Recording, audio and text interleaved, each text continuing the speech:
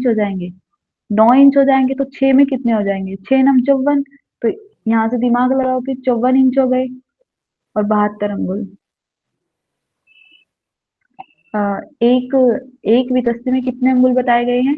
12। 12। हाँ, तो फिर 6 में कितने हो जाएंगे? 12 से 72, 72। तो 12 अंगुल। तो ऐसे करके तुम एक भी टेक्स्ट का याद रख लोगे ना तो काफी बेनिफिट हो जाएगा। इसके बाद क्या होता है बता, अब किरण बताएगी लास्ट के चार।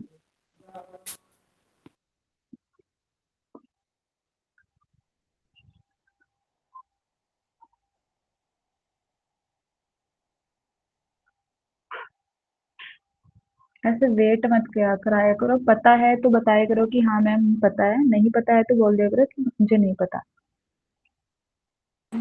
मैम मैं वो नहीं पता। हाँ, तो ऐसे बोल दिया करो कि नहीं पता है। अब नोट्स तुम्हारे नोट्स होंगे ना, उसमें लिखा होगा, उसमें से देख के बताओ। या फिर जो स्क्रीन पर लिख रहा है सामने, उसमें से देख के बताओ। बताना तुम्हें ही है। बताओ कैसे करते हैं बस्ती। बस्ती किससे के बाद करने के लिए कहा गया है? कि जब चक्री कर्म कर लेंगे। सबसे फर्स्ट कौन सा है? चक्री है। जब चक्री कर लेंगे उसके बाद क्या कहा गया है कि बस्ती क्रिया करो। बस्ती किससे रिलेटेड है? एनएस से रिलेटेड है। चक्री कहाँ से यूनिट से। रिलेटेड है? एनएस से। हाँ, एनएस से। तो ऐसे कर रिलेट करो उसको कि चक्री कर्म करने के बाद क्या कहा गया है कि बस्ती क्रिया करो। और बस्ती कितने प्रकार की बताई गई है? 2 प्रकार की बताई गई है, एक वायु बस्ती, दूसरी जल बस्ती। ऐसे ही क्वेश्चन आते हैं कि बस्ती बताओ कितने प्रकार की बताई गई है, क्योंकि हट पर दीपिका में कौन है बस्ती का प्रकार? ना घिरण संहिता में बताया गया है, हट रत्नावली में बताया गया है। आगे तुम और भी पढ़ोगे टेक्स्ट। 8 टेक्स्ट है हमारे यूनिट 5 में, अभी 2 ही कंप्लीट हुए हैं। अब मैम उस एक एक करके। मैम शुष्क हाँ बोलो। वस्ती किसमें था वो? क्या बोल रहे हो? शुष्क वस्ती भी था क्या कुछ? हाँ, घिरण संहिता में बताया गया है कि जल बस्ती बताया गया है, शुष्क बस्ती बताया गया है। जल बस्ती उत्कट आसन में करने के लिए कहा गया है। वहां पे शुष्क बस्ती कौन से आसन में करना है? पश्चिम उत्तान आसन में करना है।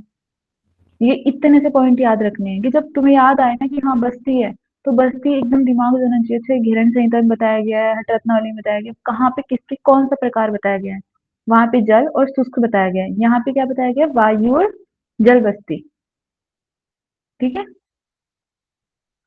देखो वहां पे भी 2 प्रकार हैं घिरण संहिता में, और यहाँ पे भी, पर यहाँ पे क्या है? वायु बताया गया है और जल बस्ती बताया गया है। वायु से रिलेटेड और जल से। वहां पे जल से है और सूक्ष्म बस्ती कहाँ पे है? ये घिरण संहिता में। वहां पे आसन बताए गए हैं कि जल बस्ती तुम्हें उत्कट आसन में करने के लिए कहा गया है, और शुष्क बस्ती पश्चिमोत्तान आसन में करने के लिए कहा गया है। बेनिफिट बताए गए हैं उनके क्या, वहां पे क्या बताया गया है वो याद रखना है। वायु से रिलेटेड है वायु बस्ती। तो वायु को क्या करते हैं? पेट में वायु भरनी है और गुदा मार्ग से बाहर निकाल देनी है। ये क्या होगी? हमारी वायु बस्ती होगी। नेक्स्ट है इसमें जल बस्ती। बस जल बस्ती को यहाँ पे क्या नाम दिया गया है? विचित्र करनी। श्लोक में भी मेंशन है कि विचित्र करनी कृत्वा निर्भितरेचेद जलम। जलम मतलब जल से रिलेटेड है, विचित्र करनी कहा गया है, किसको? जल बस्ती कहा गया है। बेनिफिट क्या बताए गए हैं? गुल्म प्लीहा उद्रम व अपि वात पित्त कफ के त्रिदोषों का नाश करती है। गुल्म प्लीहा उद्रम व अपि, कि गुल्म प्लीहा उदर और वात पित्त कफ से रिलेटेड जो प्रॉब्लम होती है उनका नाश करती है क्या? जल बस्ती।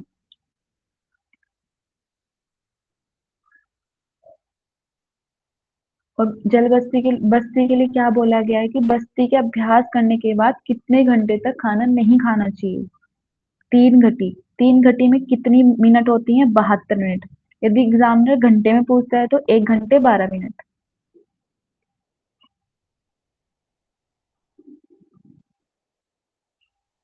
ठीक है। गज करने के लिए क्या बताया गया था? गज करने में 3 वर्ड याद रखनी है। कि तिल से कहा करने के लिए कहा गया है, गुड़ से और नारियल के पानी से। कि तिल गुड़ जल और नारियल का पानी पी के वापस बाहर निकाल देना है, इसको क्या कहा गया है? गुरु गज करनी कहा गया है। त्राटक के लिए वर्ड आया है यहाँ पे, रतन शुपेटकम। हट प्रदीपिका में क्या आया है? कि हाट पेटकम। तो ऐसे वर्ड आते हैं। विधि तुम्हें पता ही है, प्रैक्टिकल में भी बताया गया होगा कि त्राटक कैसे करते हैं। किसी भी कोई भी चीज है उसे 1 टका देखोगे जब तक आंखों से आंसू नहीं आ जाता, वो क्या त्राटक है? ये त्राटक की डेफिनेशन है इतनी सी। उसके बाद मस्तक भ्रांति पढ़ा। मस्तक भ्रांति है कपालभाति।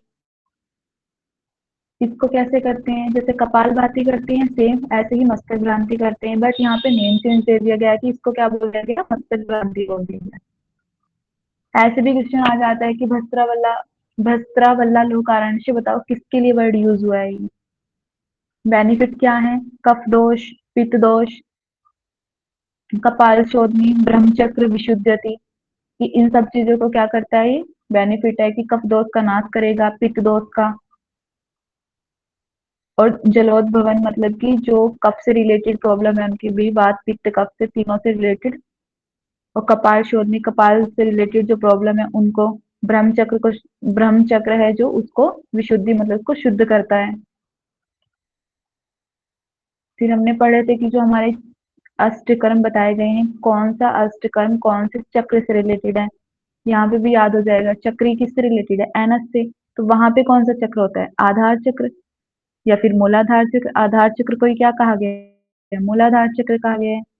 वज्रोली है, ये कहाँ से रिलेटेड है? स्वादिष्ठान चक्र से। फिर नौली क्रिया है, नावल से रिलेटेड है तो मणिपुर चक्र हो जाएगा। फिर धोती गले से रिलेटेड है तो हृदय चक्र या फिर कंठ चक्र। हृदय चक्र को अनाहत चक्र कहते हैं, कंठ चक्र को विशुद्धि चक्र। नेति और त्राटक, नेति और त्राटक दोनों किससे रिलेटेड है? आज्ञा चक्र से। भस्त्री और या फिर मस्तक भ्रांति, ये क्या है? पूरी बॉडी की शुद्धि करती है। बस्ती से क्या होता है? बॉडी की शुद्धि होती है, और मस्तक भ्रांति से। ठीक है, क्लियर है इतना? हमने फिर उसके बाद पढ़ा यस था मैम। कि बाधक साधक तत्व बताए गए हैं। बाधक तत्व कितने हैं? इसमें 6 हैं। साधक तत्व कितने बताए गए हैं बताओ? साधक तत्व 12। हाँ, बाधक तत्व में कौन कौन से हैं? सेम है हठ दीपिका वाले। अत्याहार प्रयास परजल नियम्रा जन संगम चलोलियम चल सडर वियोग विनश्यति। और साधक तत्व कौन कौन से बताए गए हैं? 12 बताए गए हैं। ये याद रखने हैं तुम्हें कि कौन कौन से बताए गए हैं। उत्साह, निश्चय, धैर्य, तत्व ज्ञान, अर्थ दर्शन। अर्थ दर्शन को ही सम्यक दर्शन बोला गया है।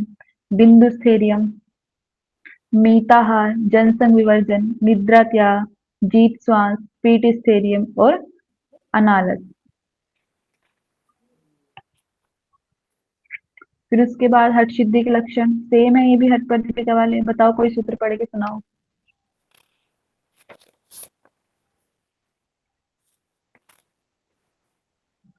दीपाली सुनाएगी। सुनाना दीपाली सूत्र पढ़ के, स्क्रीन पे आ रहा होगा। उल्टा सीधा जैसे भी पढ़ा जा रहा है पढ़ दो।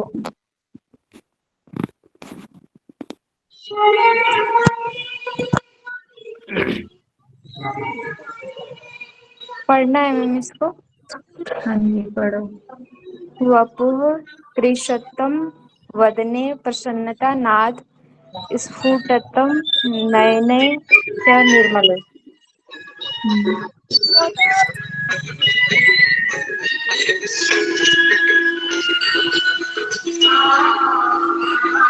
ठीक है, तुम म्यूट कर लो, तुम्हारे साइड रेडियो की आवाज आ रही है। मंदिर में बैठी हो क्या? आगे लिखा है कि कोई नहीं, दीपाली म्यूट कर लो। व्रपु कृंशितम वन्य प्रसन्नता नाद स्फुटतम नैने च सुनिर्मले। आरोग्यता बिंदु बिंदुज अग्नि प्रदीप्तम नाड़ीषु शुद्धि हर्षिद्धि लक्षणम।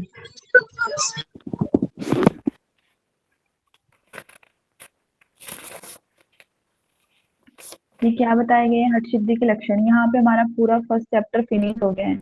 स्थान के बारे में बताया गया है, सेम है, बस यहाँ पे सूर्यास्त बताया गया है स्थान के लिए। उसकी विशेषता सेम है हट पर दीपिका वाली।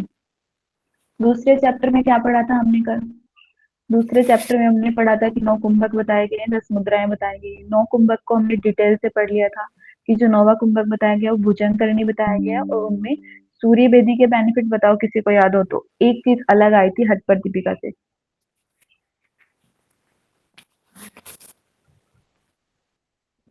सूर्य वेदी के बेनिफिट क्या थे? कपाल का कपाल, शोधन, आलस्य। हाँ, कपाल शोधनी, वात दोषणम, कृमि दोषणम और आलस्य नाश। ये 4 चीजें किसके अंदर आती है? सूर्य बेदी के अंदर, हठ रत्नावली के अकॉर्डिंग। और हठ पर दीपिका के अकॉर्डिंग कपाल शोधनम, वात दोषनम और कृमि दोषनम, 3 चीजें आती है वहां पे। तो यहीं पे दे दे एग्जामिनर की आलस्य का नाश बताओ किससे होता है, कौन से टेक्स्ट के अकॉर्डिंग बताया गया है? हठ रत्नावली। प्रणव आत्मक क्या होता है?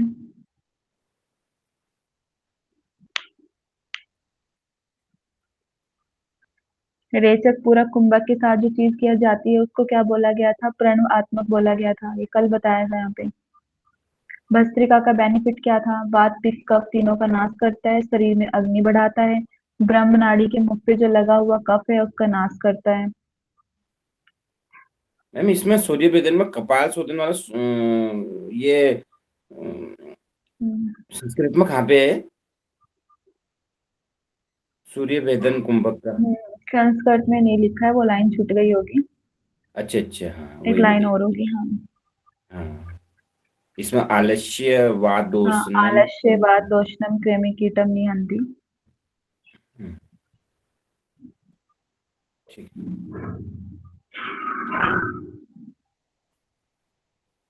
सूर्य भेदी के बाद क्या आता है?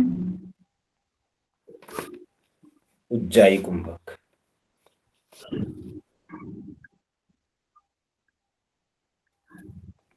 हाँ, इसमें लाइन छूट गई है, वो लाइन है कपाल शोधनम वा अपि रेचेत पवनम सने आलस्य वा दोषणम कृमि कीटम निहंति च।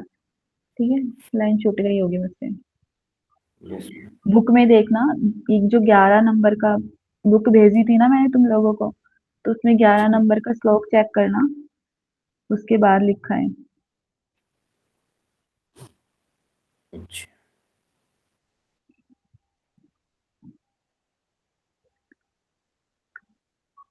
उज्जई के क्या बेनिफिट बताए गए हैं? 80 बार करने के लिए कहा गया है, चलते फिरते कभी भी कर सकते हैं, कफ रोगों का नाश करता है, जठराग्नि प्रदीप नाड़ी जलोदर धातु रोगों का नाश करता है।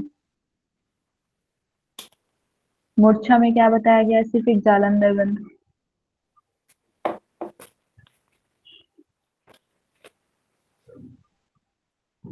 और बेनिफिट क्या था?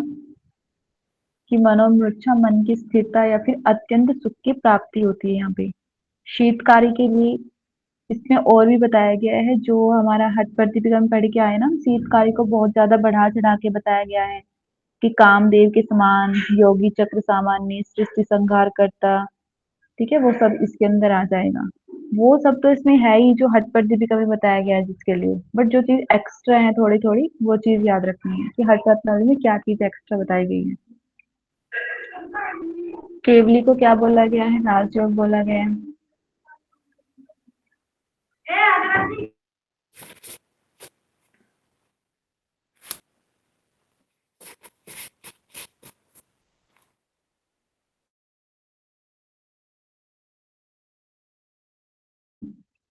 हाँ, तो केवली के लिए क्या बोला गया है? केवली कैसे करते हैं बताओ? रेचक पूरक के बिना जो चीज की जाती है वो क्या हो जाएगी? केवली केवली क्या है? हमारी एक उच्च अवस्था है। केवली के लिए क्या वर्ड आया है यहाँ पे? राजयोग। केवली को राजयोग कहा गया है। और नेक्स्ट क्या है? नेक्स्ट एंड लास्ट जो है हमारा भुजंग करनी है। ये क्या है? हमारा नोवा कुंभक बताया गया है। आज हमको पढ़नी थी मुद्राएं, ठीक है, तुमने सारा टाइम डिवीजन में निकलवा दिया। मुद्राएं कितनी बताई गई है? 10 मुद्राएं बताई गई हैं। महामुद्रा, महाबंध, महावेदस्थ, उद्यान, मूलबंध, जालंधर, विपरीत करनी, वज्रडोली, शक्ति चालनी, खेचरी। तुम ध्यान दिया करो, जिस चीज पे मैं ज्यादा जोर दे रही हूँ ना वो चीज तुम्हें याद ही रखनी है, वो बहुत ज्यादा इंपॉर्टेंट है। यहाँ पे एक सीक्वेंस पूछ लिया जाएगा, तुम्हें कुछ भी याद नहीं आ रहा है ना, बस याद रखो कि हट रत्नावली में खेचरी लास्ट में बताया गया है। ये खेचरी सा 10 मुद्रा प्रकीर्तिता, कि खेचरी क्या है? 10वीं मुद्रा बताई गई है। और हठ पर दीपिका में कहाँ पे बताई गई है? चौथे नंबर पे ही बताई गई कि महामुद्रा, महाबंध, महावेदस्थ, खेचरी। पूरी सीक्वेंस में जब फ्लो में याद करोगे ना तो याद हो जाएगा तुम्हें, वो ऑटोमेटिक ही निकलता है फिर कि हाँ, महामुद्रा, महाबंध, महावेदस्थ, खेचरी, उद्यान, मूलबंध, जालंधर, विपरीत करनी, बिजरोली, शक्ति चालनी, विख्याता, ऐसे करके। ठीक है, तो यहाँ पे क्या आता है? खेचरी लास्ट में आएगा और पूरा सीक्वेंस बिल्कुल सेम रहेगा। तो यहाँ से यहाँ पे याद रखो कि 4 नंबर का लास्ट में लिख दो बस। और सेम है सीक्वेंस। आज हमें पढ़नी थी मुद्रा। महामुद्रा कैसे करने के लिए कहा गया है? पाद मूलेन वामेन योनि संपेत्य सादरं प्रसारितं पादमन्यं अभ्याम धारयेत् दृढ़म्। कि मैंने तुम्हें एक चीज बताई थी सबसे पहले जब हठ प्रदीप का क्लास चल रही थी कि बाएं पैर से और दाएं पैर का कुछ ट्रिक बताया था, किसी को याद है? मैम दाएं पैर से आसन करते हैं। अच्छा, और मुद्राएं? बाएं बाएं पैर से मुद्राएं। और एक अपवाद भी था हठ प्रदीपिका में, हाँ वो। पद्मासन था ना शायद, वो पद्मासन। हाँ। ठीक है, महामुद्रा स्टार्ट करते हैं। कि महामुद्रा कैसे करते हैं? बाएं पैर की एड़ी से योनि स्थान को अच्छी तरह दबाना है और दूसरे पैर मतलब दाएं पैर को सीधा फैलाकर दोनों हाथों से उसके अंगूठों को मजबूती से पकड़ना है। ऐसे कौन सा आसन करते हैं कि एक पैर को तो मतलब कि योनि स्थान में रखना है, दूसरे को सीधा रखना है, थोड़ा आगे झुक के पैर के अंगूठे को पकड़ना है। याद आ रहा है कुछ?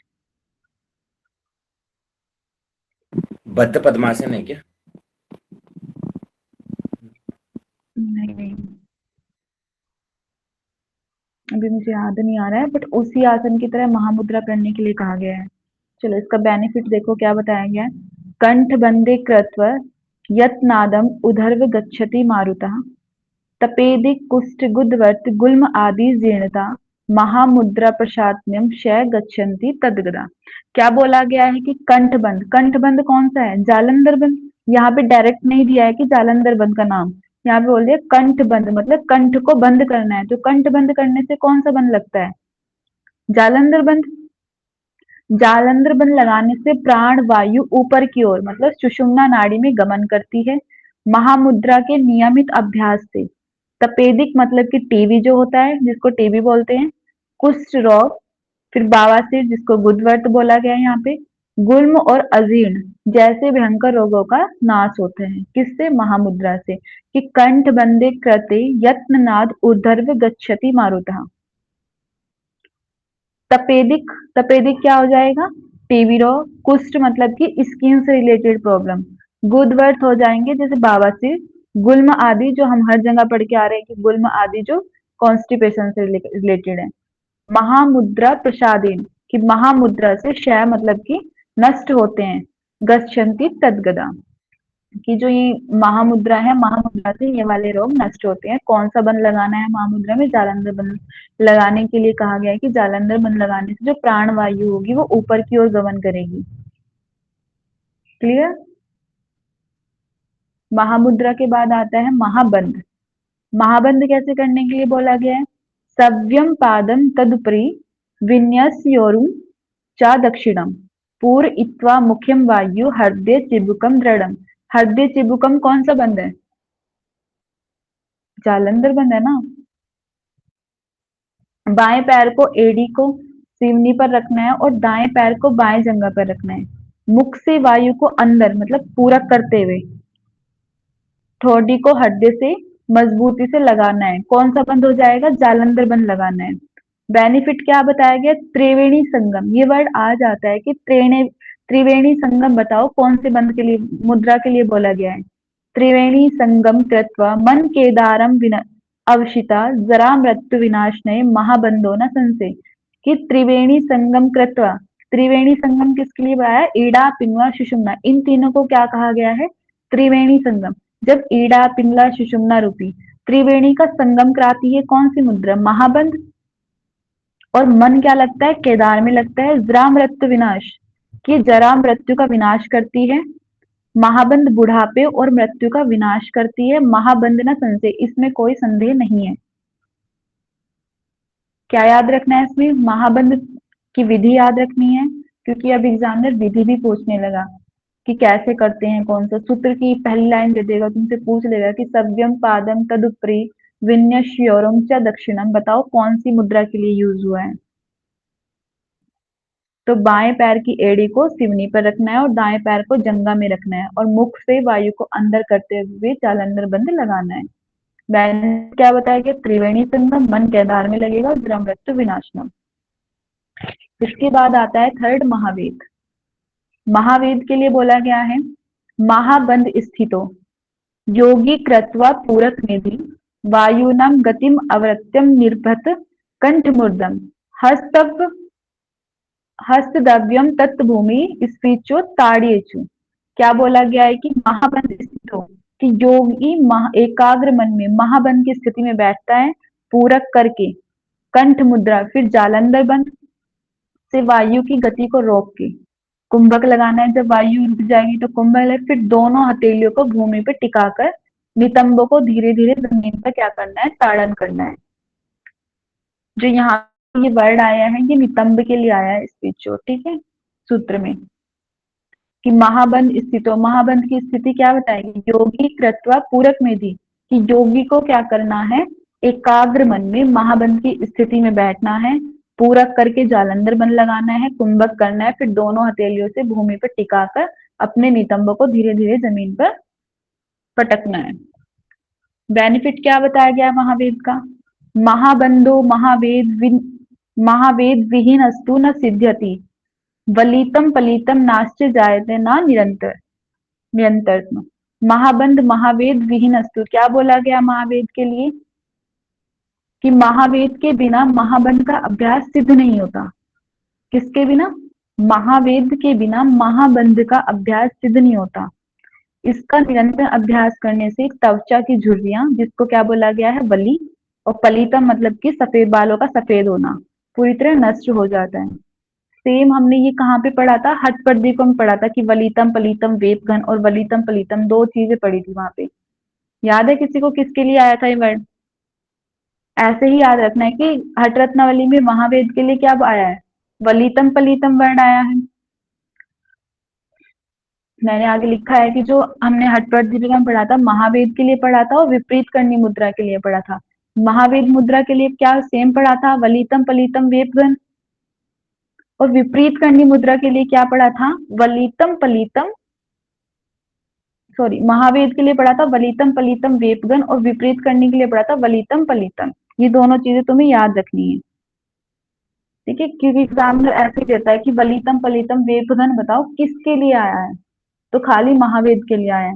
अगर खाली आएगा वहां पे कि वलितम पलितम बताओ किस किस के लिए आया है, वहां पे ऑप्शन होंगे तुम्हारे पास कि महावेद के लिए भी आया और विपरीत करने के लिए भी आया, दोनों के लिए आया वलितम पलितम। अगर उसमें वेपगन भी जोड़ दिया तो किसके लिए आया है? महावेद के लिए। क्लियर है इतना?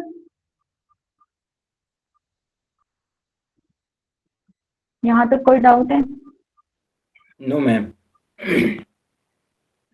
नेक्स्ट है उद्यान बंध। उद्यान बंध कैसे करते हैं?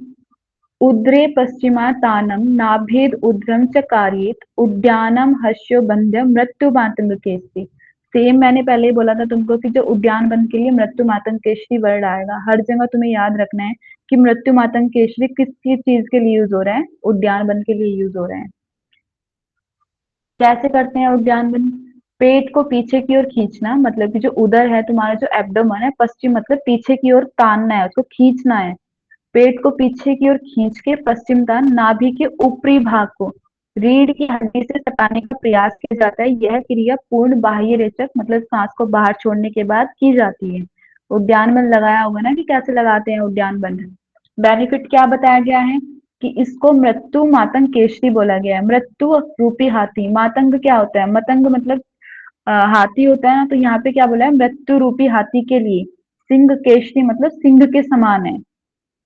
संस्कृत में वर्ड आएगा तो मृत्यु मातंग केशरी पूरा याद रखना है। वहां पे पूछ ले जाएगा कि हिंदी में दे दिया गया तो क्या याद रखना है? मृत्यु रूपी हाथी के लिए सिंह के समान है, मतलब शेर के समान है, सिंह के समान है। इसके निरंतर अभ्यास से वृद्ध व्यक्ति भी युवा के समान ऊर्जावान हो जाता है और पेट के समस्त रोगों का नाश करता है, मतलब समन करता है। नेट एग्जाम के पॉइंट से जैसे मृत्यु मातंग केशरी उपमा किस बंध को दी गई है पूछ ले जाएगा कि ऑप्शन होंगे वहां पे, तीनों बंद दे दिया जाएगा, कोई मुद्रा दे दी जाएगी कि उद्यान बंद, जालंधर बंद, दो मुद्रा दे दी कि महामुद्रा महाबंद, बताओ किसके लिए यूज हुआ है? तो उद्यान बंद के लिए। नेक्स्ट है मूलबंध।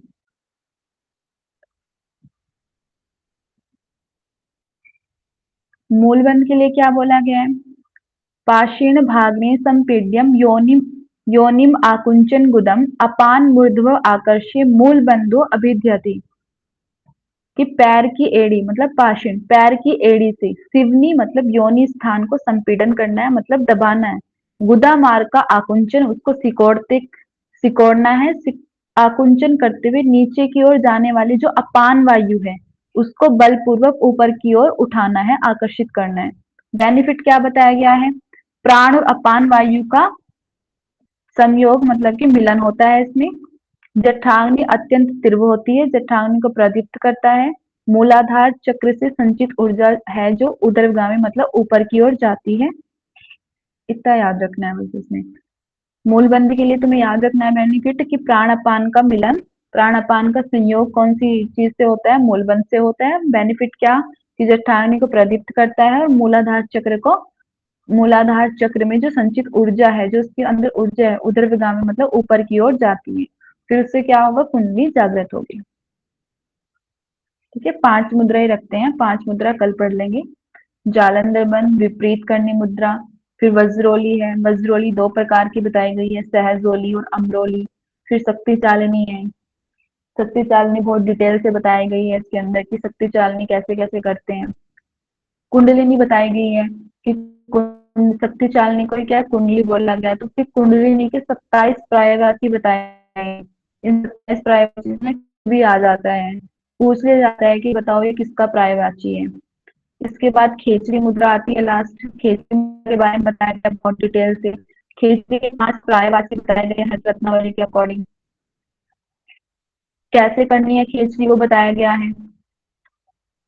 इसके बाद फिर बताया गया है नाद। नाद में मतलब कि 8 ध्वनियां सुनाई देती हैं। फिर उसके बाद उसमें पर्यायवाची बताए गए हैं सुषुम्ना नाड़ी के, क्योंकि सिर्फ हठ रत्नावली के अंदर ही बताए गए हैं पर्यायवाची, तुम्हें ये याद रखना है। सुषुम्ना के कौन कौन से पर्यायवाची बताए गए हैं? पिंगला नाड़ी के पर्यायवाची बताए गए हैं, ईड़ा पिंगला सुषुम्ना तीनों के पर्यायवाची बताए गए हैं। गोमांस भक्षण किसके लिए यूज होता है बताओ? खेचरी के लिए। ठीक है, ये कल पढ़ेंगे आगे का। यहाँ तक कोई भी डाउट हो तो पूछ लो।